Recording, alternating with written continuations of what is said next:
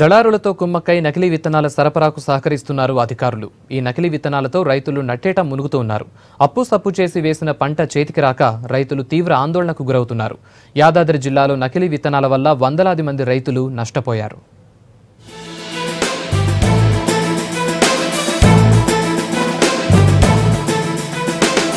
యాదాద్రి జిల్లాలో నకిలీ విత్తనాలు రైతులను నట్టేట ముంచాయి. యాదాద్రి జిల్లా మోటకొండూరు మండలం చామాపూర్తో పాటు చుట్టుపక్కల గ్రామాల్లో 200 ఎకరాల్లో వరి పంట వేశారు. వరి ఈని నెలలు గడుస్తున్నా వరి గొలుసు అర్ర వంచకపోవడంతో రైతులకు అనుమానం వచ్చింది.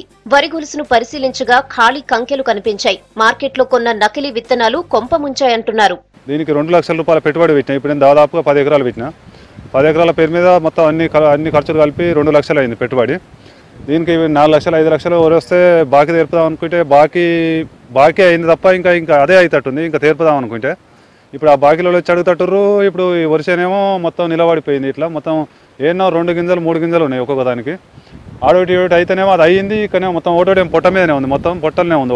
ఒకటేమో ఈనది, ఒకటేమో కొద్దిగా అర్రం వస్తుంది. చూడటానికి వరి గొలుసులు బాగానే కనిపిస్తున్నాయి. కానీ వరి గింజలను పరిశీలిస్తే తాలు గింజలున్నాయంటున్నారు రైతులు. వడ్లను నలిపితే బియ్యం లేవంటున్నారు. దీంతో మార్కెట్లో కొన్న విత్తనాలు నకిలీవంటున్నారు రైతులు. పంట కోసం చేసిన అప్పులు ఎలా తీర్చాలో అర్థం కావడం లేదంటున్నారు. 799 టనాటన్ పెట్టినాం. పోయినసారి దీనివల్ల ఇది ఎకరానికి 70 బస్తాలు 80 బస్తాలు అయినాయి.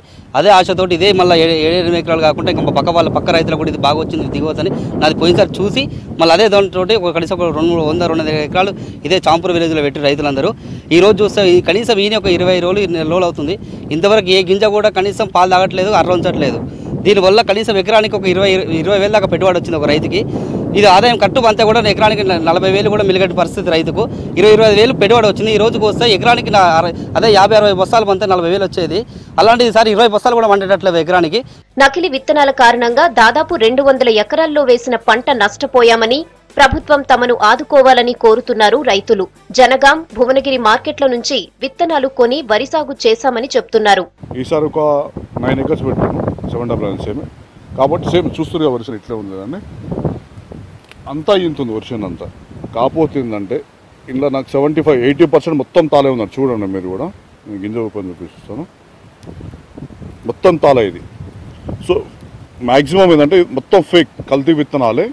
సో దీన్ని కూడా గవర్నమెంట్ నియంత్రించింది. బట్ మధ్యలో బ్రోకర్ల వల్ల దీన్ని చేసి రైతులను చాలా మోసం చేస్తున్నారు.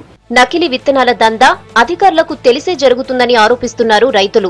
విత్తన అమ్మకాల మీద పర్యవేక్షణ లేదని అంటున్నారు. తెలంగాణ ప్రభుత్వం రైతులను ముందుకు తీసుకుపోవాలని ఎంత ప్రయత్నించినా కూడా ఈ దళారులు నకిలీ విత్తనాలను ఇచ్చి రైతులను మోసం చేయడమే కాకుండా నష్టపరిచినందుకు వారిపై ఆ కంపెనీపై ఈ డీలర్లు ఏదైతే ఎవరైతే సప్లై చేసారో ఆ డీలర్లపై తగిన చర్య గవర్నమెంట్ ద్వారా తీసుకొని వాళ్ళ లైసెన్సులను కూడా రద్దు చేసి నకిలీ విత్తనాలను నియంత్రించడానికి ప్రత్యేక నిఘా వ్యవస్థను ఏర్పాటు చేయాలంటున్నారు రైతులు.